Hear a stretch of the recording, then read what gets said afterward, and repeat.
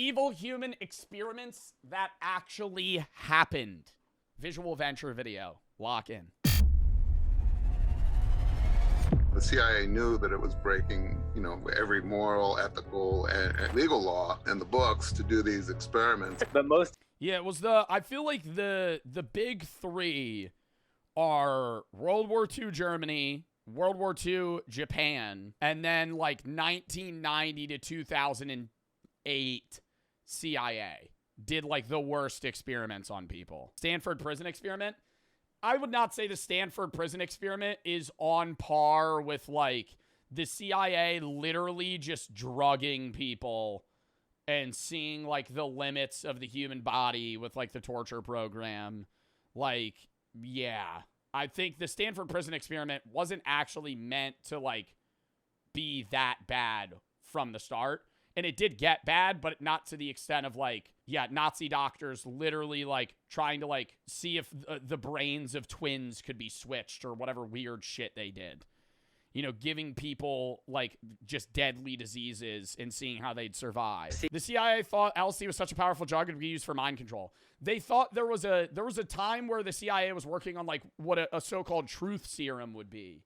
And so they would, to American citizens, John Kiriakou talks about this, and I love watching his clips, but he said they would go around and pick up guys that were trying to get like prostitutes in like San Fran, and then they would drug them. They would like bring them to this area, drug them, and then try and get them to like tell them their darkest secrets or something. I'm like, imagine being a regular guy. Well, not regular guy, you're picking up a prostitute, but still. Imagine being a guy in San Fran.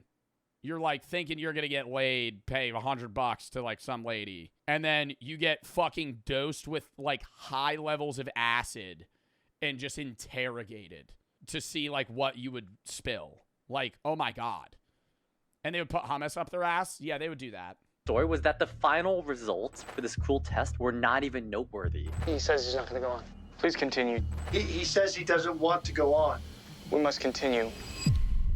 Today, experiments have strict rules to protect people, but that wasn't always the case. In the past, researchers experimented on people without considering the consequences, and the damage often lasted a lifetime. In this video, we'll explore evil human experiments that... Well, and then the most fuck shit, too, is they do all that, and it's so fucked up, and they're doing it for research.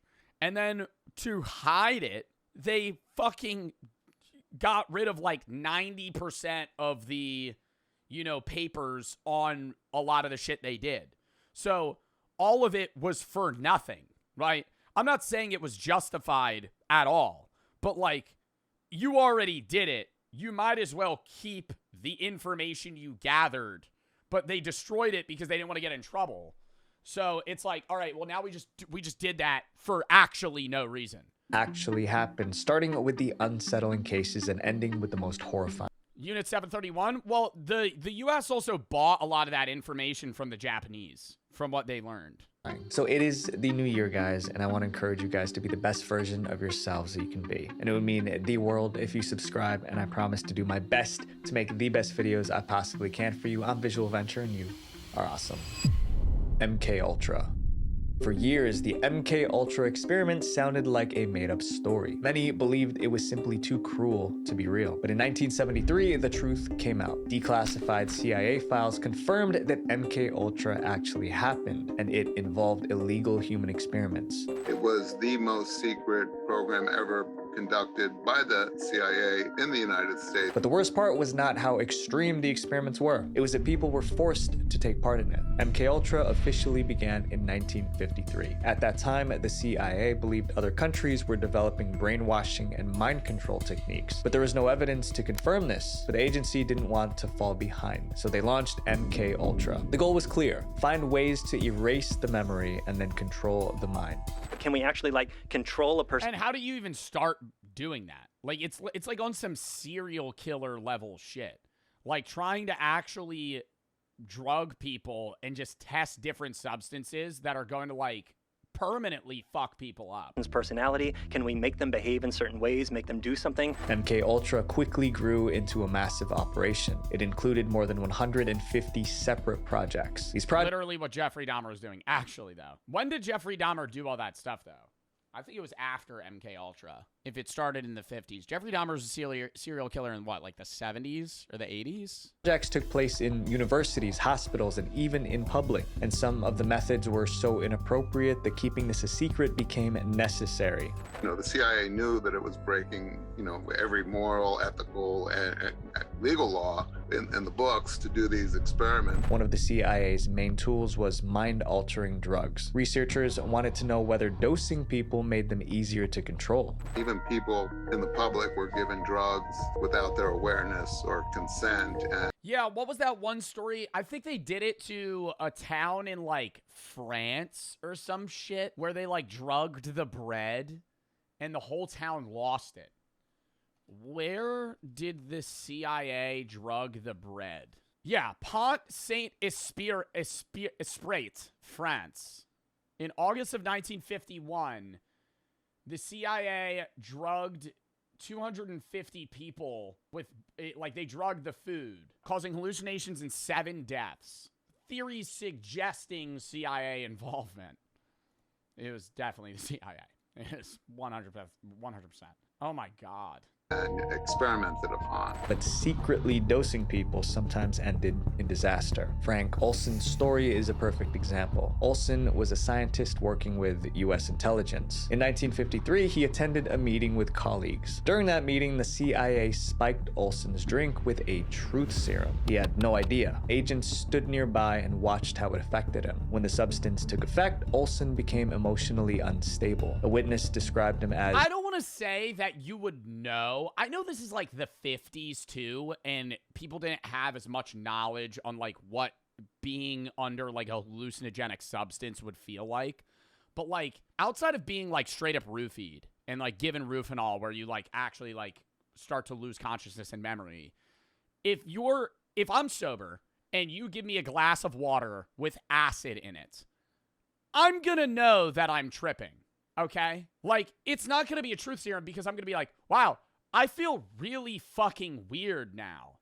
You drugged me. You're not going to know what you're on, but you're going to be like, I'm definitely not sober. the effect lasted for days. 1 week later, Olson Days? was staying at a hotel. He suddenly woke up in the middle of the night and ran around the room in his underwear. Then he fell from a hotel window. He didn't survive. But Olson wasn't the only victim of MK Ultra. Many MK Ultra experiments took place in hospitals and psych wards. However, some of the most damaging experiments occurred at the Allen Memorial Institute in Montreal, Canada. The patients were already vulnerable. Instead of receiving proper care, they were treated like guinea pigs. MK Ultra doctors wanted to learn how to erase memories. And he thought that if you could bring a person back down to a blank slate, remove all the environmental inputs that have been put into them, and then you can build them back up in your image into whatever you want them to be. The methods used were too Yeah, but I feel like that's not even like not only not feasibly possible. Like, how would you, if you were to mind wipe like a 35-year-old man, what are you erasing? How are you targeting specific memories? Because are you mind wiping everything they've ever known? Like, are you fully restarting, like, they don't even know how to speak? Like, McChunky, I know his mind, but I'm saying, like, are you removing memories or are you removing functional capabilities as well? Because if you're removing are you trying to get rid of, like, okay, what their name is, their childhood, all this, and then they're going to be like a blank slate that still understands what math is in society, but they don't know where they are or who they are? Because, like, that's what you would want. If you were to mind wipe somebody to try and create them into some weird, like, sleeper, agent that you can form to whatever you want, you would want them to still be functionally capable in a way that they still understand English, and they still know what math is, and they still know how to drive a car. They just don't know who they are, where they came from, how they got there. Yeah, like, literally, like, yeah, Bucky. Like, some shit out of Marvel. Many patients didn't understand what was happening. That made it nearly impossible for them to refuse. By the time patients were discharged, they were seriously affected. He never came out the same. He had a blank look in his eye. He didn't know who we were. He didn't know we were his daughters. MK Ultra experiments also took place in prisons. Inmates were given substances and their reactions were closely monitored. The program continued for nearly 10 years, and so many of the things they did were illegal. They were also experimenting with aerosol LSD. Like, can we disperse it into a crowd? Holy fuck. disperse it over a city? What does it do in water supplies? And just some insane stuff. Well, what do you think's gonna happen? Like, there's people, when you willingly want to take LSD, there's people that have great trips and there's people that have bad trips. But I don't see a world where you dosed somebody with LSD without their knowledge and anything good happens. Like, okay, to put it in perspective, I've taken mushrooms, right, multiple times. I've tripped, and I've had good trips, and I've had bad trips. And I'm not advocating for mushroom usage. I don't think you should do it. You know, I think there is medicinal purposes, blah, blah, blah. I'm not going to get into that. Okay, it's a conversation for another day. Besides that, if you gave me psilocybin and didn't tell me, I'm guaranteed tweaking. Guaranteed. I'm going to know that I'm tripping. But I'm going to go, what the fuck?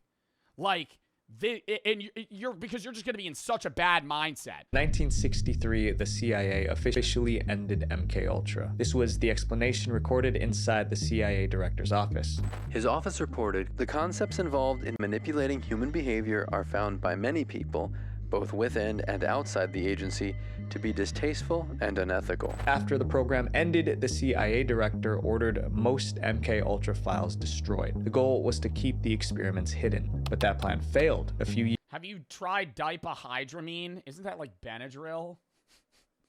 What the fuck is that? Yeah, bro. I also gotta say, that's the most degenerative thing ever.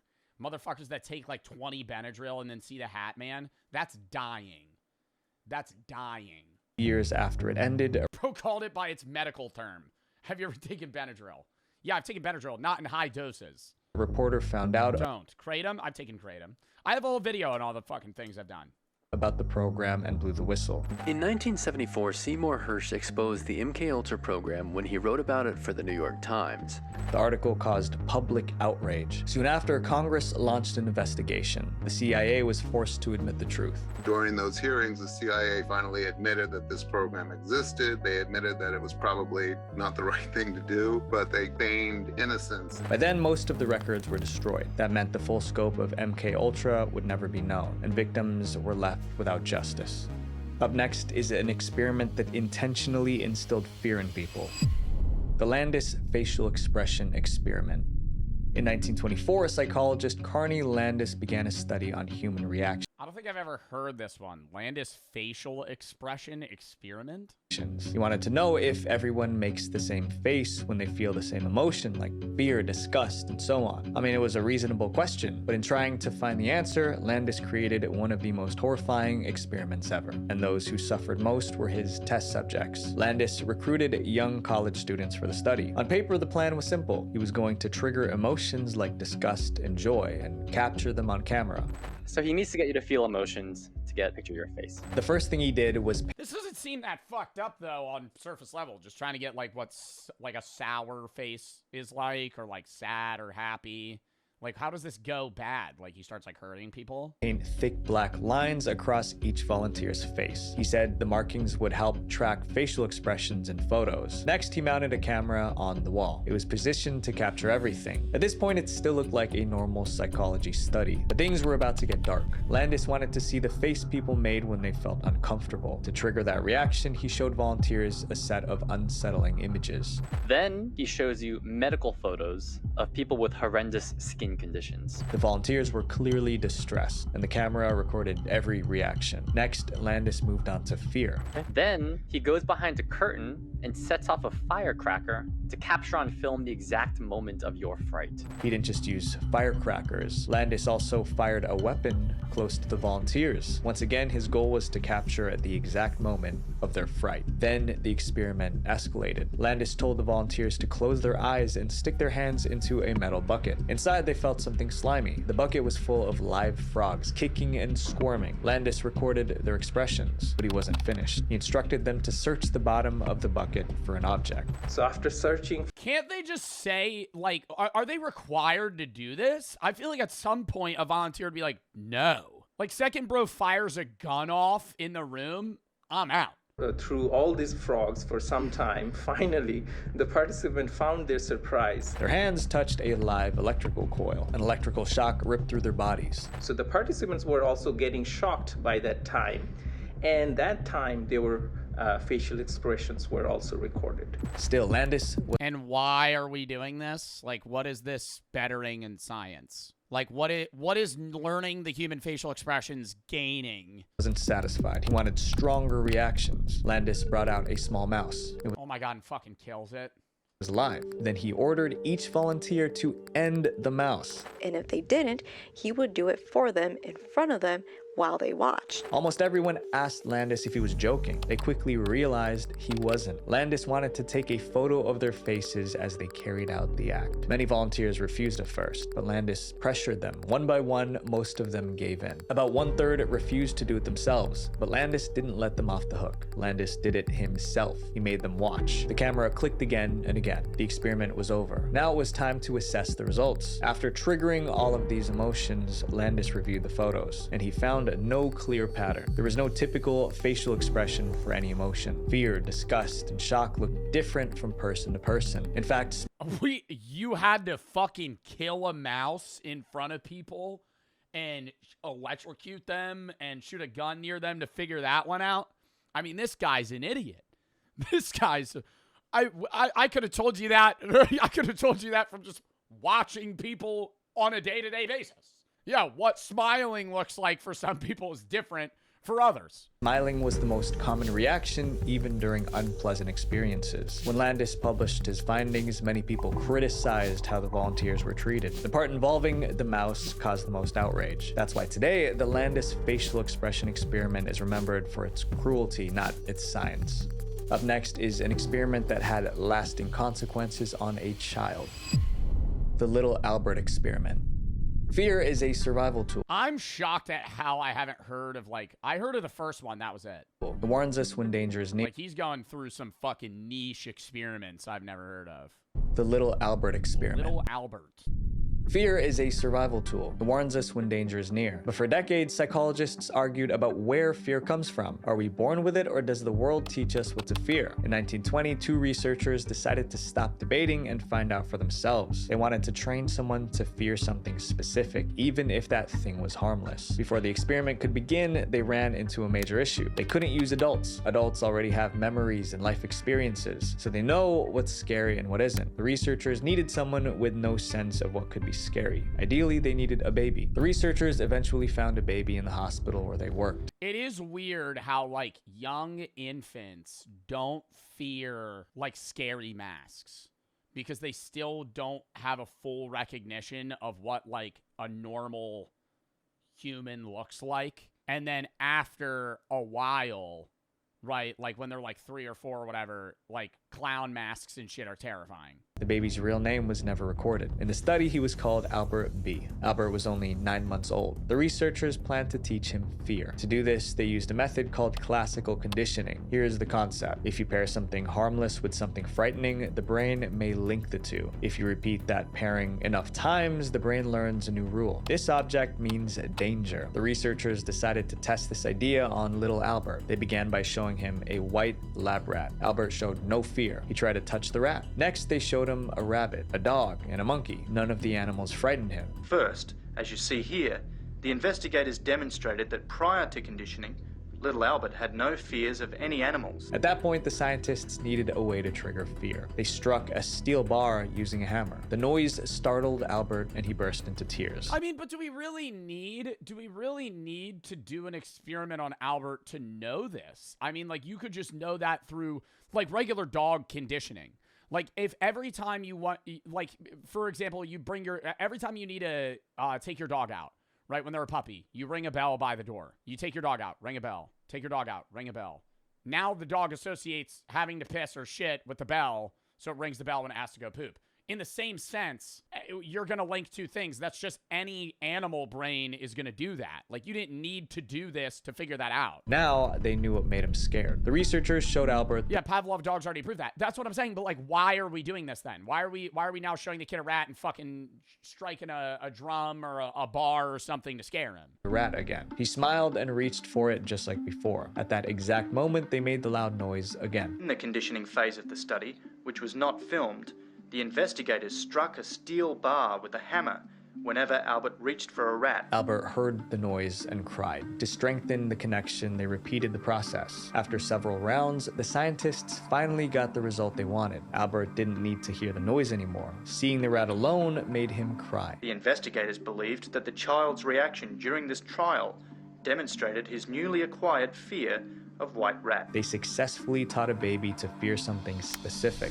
but the experiment wasn't over yet. The researchers wanted to see if Albert's fear would transfer to similar objects. So they placed a rabbit in front of Albert. It was white and furry, just like the rat. Albert cried. Next, they brought in a dog and a monkey. He cried again. It seemed Albert was scared of anything soft, white, or furry. They even showed him a Santa Claus beard, and he burst into tears. The researchers planned to remove the fear later, but they never got the chance. Albert's mother suddenly left the hospital with her child. Maybe she realized something was wrong. No one knows for sure. What we do know is this: Albert never received treatment to reverse the fear. For decades, Albert's identity remained a mystery. Researchers only knew he was born around 1919. Finally, in 2014, investigators believed they finally identified him. They concluded that he was a man named Albert Barger. They wanted to interview him, but they couldn't. Albert already passed away at the age of 87. Instead, they spoke with his family. They described Albert as gentle and calm, but there was something strange about him. Albert couldn't stand being around animals. It was so bad that family members had to keep their dogs in a separate room when he visited. If Albert Barger was— Wow, they really, after one day of doing this, or like 2 days of doing this, it like permanently fucked him up?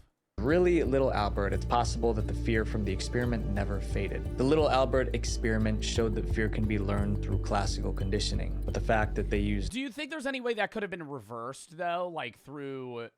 Like, I think what they would have had to do is, like, the mom would have had to, like, slowly, immediately try to reintroduce animals. Like, if she just left and then went on about her day and kept raising her kid, yeah, like an exposure therapy. But, like, immediately. The baby was just wrong. This next case answered the question, how easily can you make a good person do bad things? The Milgram shock experiment. Most people believe I've heard of this one. They are good. In the early 1960s, psychologist Stanley Milgram decided to test that belief. Stanley Milgram was interested in the psychology of obedience. Milgram designed an experiment to answer one dark question. Can a good person be pressured into doing something evil simply because their leader or boss orders them to? Milgram's question was inspired by the events of World War II. After the war, many people involved in horrific crimes were put on trial. Almost all of them gave the same excuse. They were just following orders. As a psychologist, Milgram found this blind obedience deeply troubling. He wanted to know if ordinary Americans could also be pressured to hurt others. He decided to see how subjects would react when a researcher pushed them to do things that went against their morals. The first step was selecting But volunteers. they didn't actually shock people in this experiment, didn't they? Like, you could say psychologically this is fucked up, but they didn't actually make people shock somebody else. They would press the button and then somebody would fake scream in the back and be like, ah! And then they'd do 100 volts. Ah! They'd fucking yell. And then eventually, like, if it got to a high point, like, they wouldn't respond or something.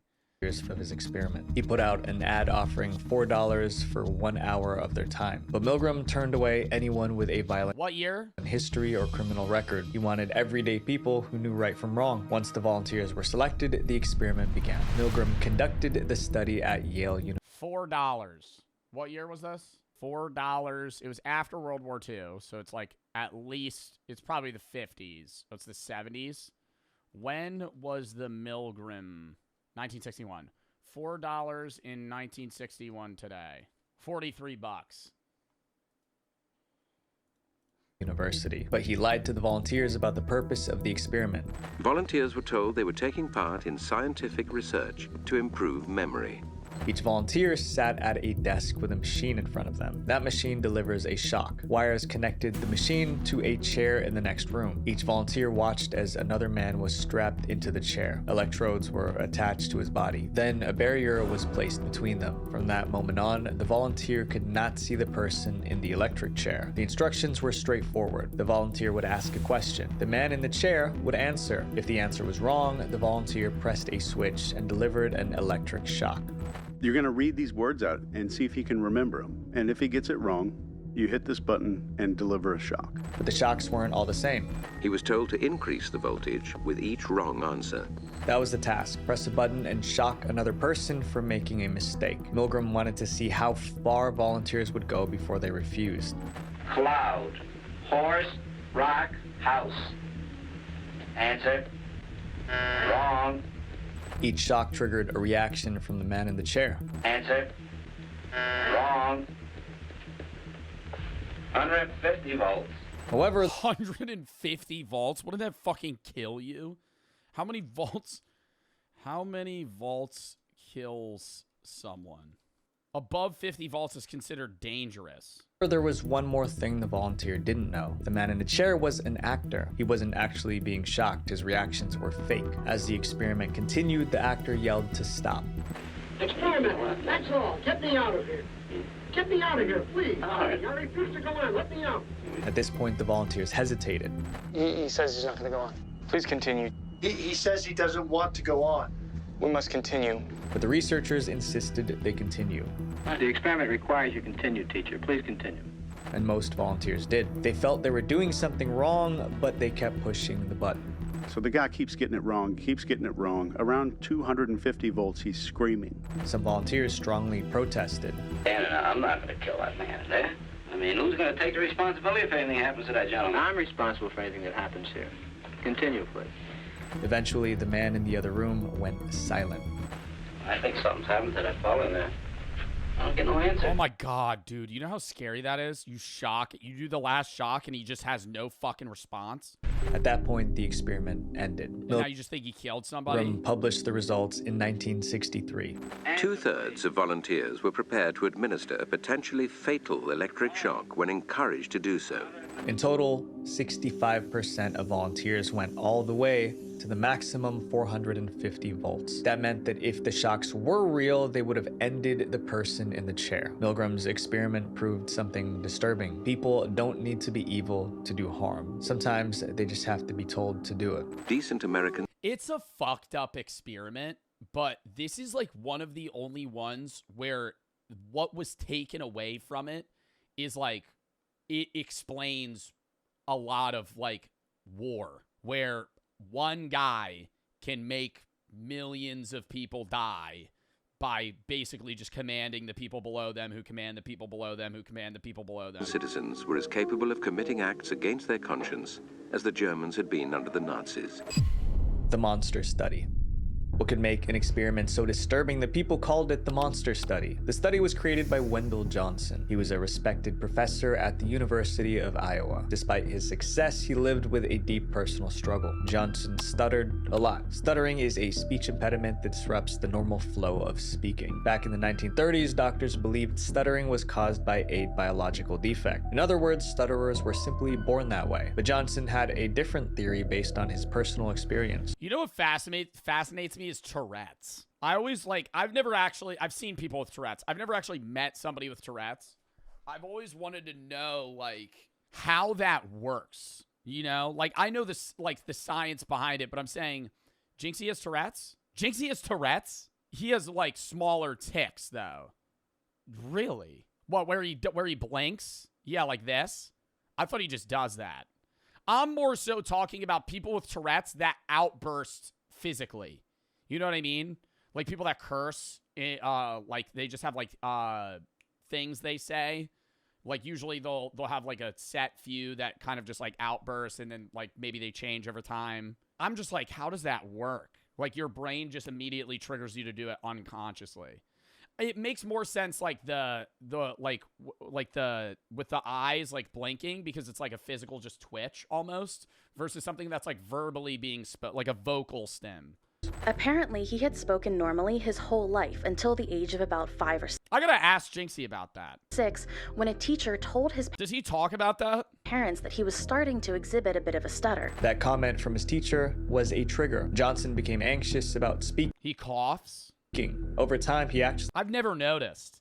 See, that's what's so... I've never... Like, and I've played games with him, and I watch Jinxie. I've just never... I've noticed the blinking, but I thought that's just him blinking. Developed a stutter. Looking back, he concluded that it was a self-fulfilling prophecy. Had he not been... Talk to Lacey about it. Does Lacey have Tourette's? so worried about not developing a stutter and so obsessed over his speech, he never would have become a stutterer. Well, yeah, okay, sorry. We're getting really sidetracked.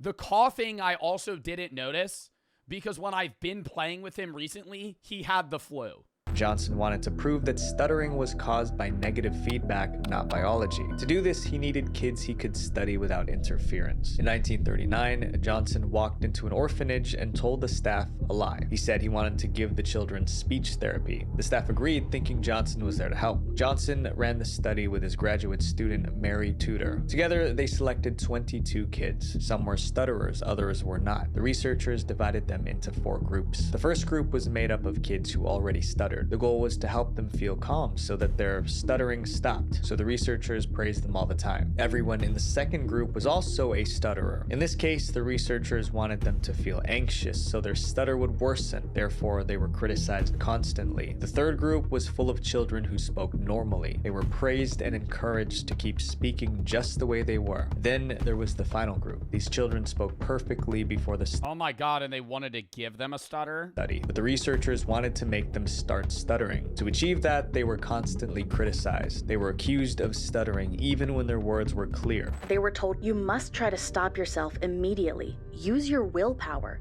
Do anything to keep from stuttering. Don't ever speak unless you can do it right. After that, the researchers Holy shit. recorded what happened to each group. The 2 groups that received negative feedback were deeply affected. The children who already stuttered became more anxious, and just like Johnson predicted, their stuttering got worse. But what about those the researchers were trying to turn into stutterers? Well, that didn't work. The criticism did not make them suddenly start stuttering. However, it shattered their self-confidence. Every child in this group began to struggle in school. Some of them refused to talk, even to their friends. One was so distressed that she ran Yeah, away literally just giving people anxiety. from the orphanage. This clip sums it up well. The children who were given negative feedback became more withdrawn, self-conscious, and frustrated, whether or not they actually had a stutter to begin with. When Johnson shared the results with his colleagues, they were horrified. They warned him that publishing the study could destroy his career. According to reports, they were the ones who nicknamed it the monster study. Johnson never published the study. He hid the documents and hoped his actions would stay buried.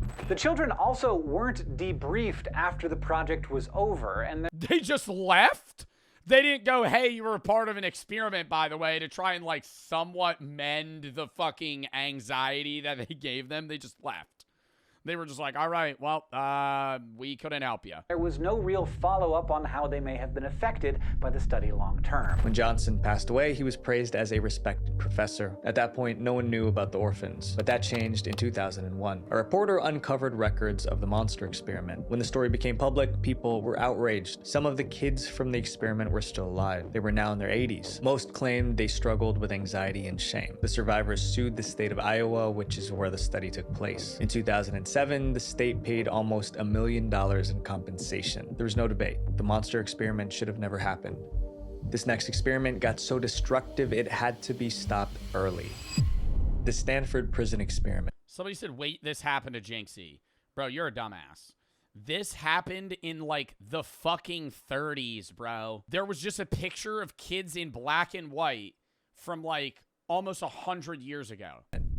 This experiment was designed to create an atmosphere of oppression. I'm sorry, that was rude. I was just a stupid... You know how they say there's no stupid questions?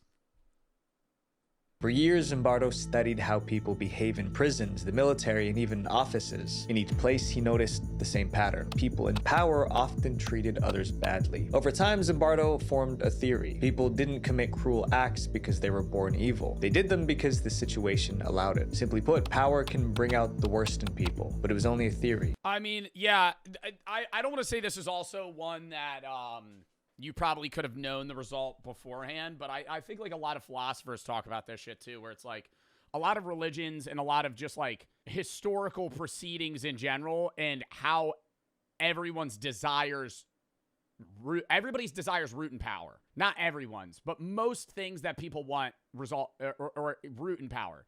If you want money, money is power. If you want, you know, to be athletic, athleticism is power. If you want this, like, everything that you go to is some level of power or, like, power trip in some way that people try to achieve. To test it, he needed to create an environment where power could be abused. That idea became the Stanford prison experiment. Zimbardo built a makeshift prison in the basement of a college building. Cameras were installed to record everything that happened. He added cells, a prison yard, and a guards station. The goal was to make the prison feel real enough to shape behavior. Next, he selected 24 power, honestly, power and control, because control is power. And that's a big criticism I have of a lot of organized religions proceedings, and how, like, a lot of, not every, obviously, like, church or pastor or individual is doing something wrong, but a lot of these things, like, people end up doing fucked up shit because, like, a lot of stuff in belief sets in general, something that might seem peaceful, is rooted in control, and control is power. College students to take part in the 2-week experiment. Zimbardo split them up into 2 groups. One group became guards, the other became prisoners. To help the guards feel powerful, Zimbardo gave them whistles, batons, and mirrored sunglasses. The sunglasses hid the guards' eyes, making it easier to act without empathy. Zimbardo never told the guards to be cruel or misuse their power. He simply gave them authority and watched what happened. The prisoners, on the other hand, were stripped of anything personal. They wore identical clothing that erased their individuality. Their names were replaced with ID numbers, so that they would begin to think of themselves anonymously as numbers and no longer as people with names and identities. From the start, the imbalance was clear. On the first day, the guards were polite and careful. They still saw the prisoners as fellow students. This is unbelievable. He took my clothes. Hands off the door. Soon, the mood began to shift.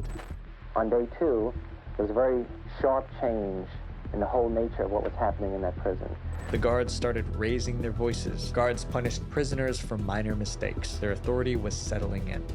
The guards then began to escalate their use of power. Some of them had prisoners clean out toilet bowls with their bare hands. If a prisoner resisted, they were locked in a small closet. This was their version of solitary confinement. Within the first 4 days, 3 prisoners were so affected that they were released. By the 5th day, the remaining prisoners looked exhausted. When they lined up for inspection, they seemed scared. You see how he did that, boy? Yes, sir, Mr. Crackle. The guards acted differently too. They were now tyrannical. It seemed like they forgot that they were just students in an experiment. The situation was out of control. It was just a matter of time before someone got hurt. And at that point, we said, enough, we have to end this. The experiment was scheduled to last 14 days, but Zimbardo shut it down on the 6th day. In 1972, Zimbardo talked about his experience. Dude, and you wonder how bad it would have gotten.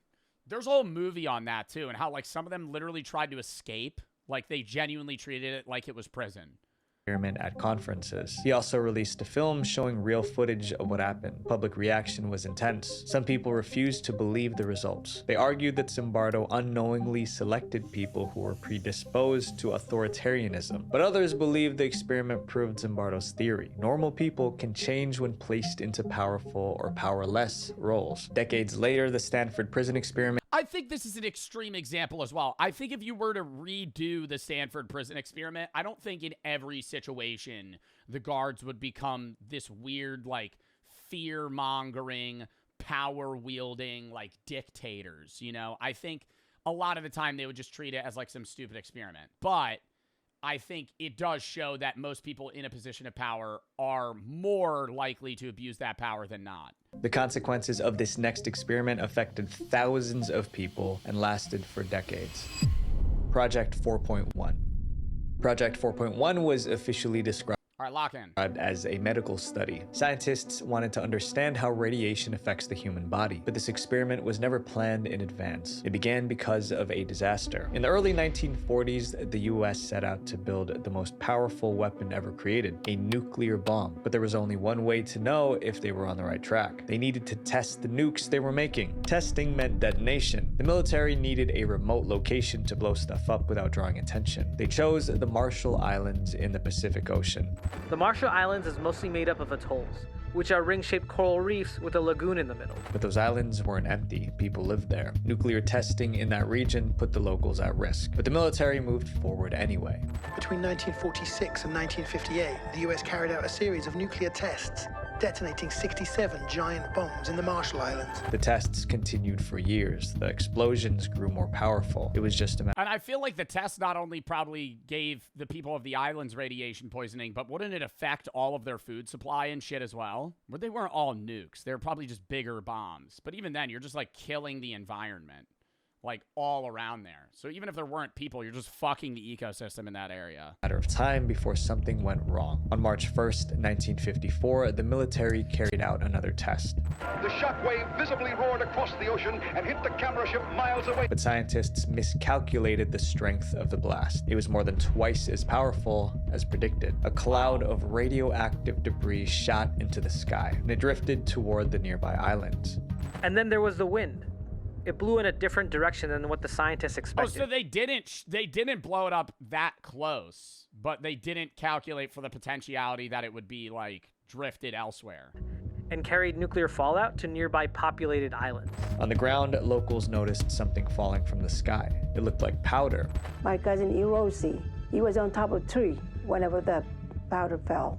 Kids played in the powder. Adults touched it. Everyone Oh my God.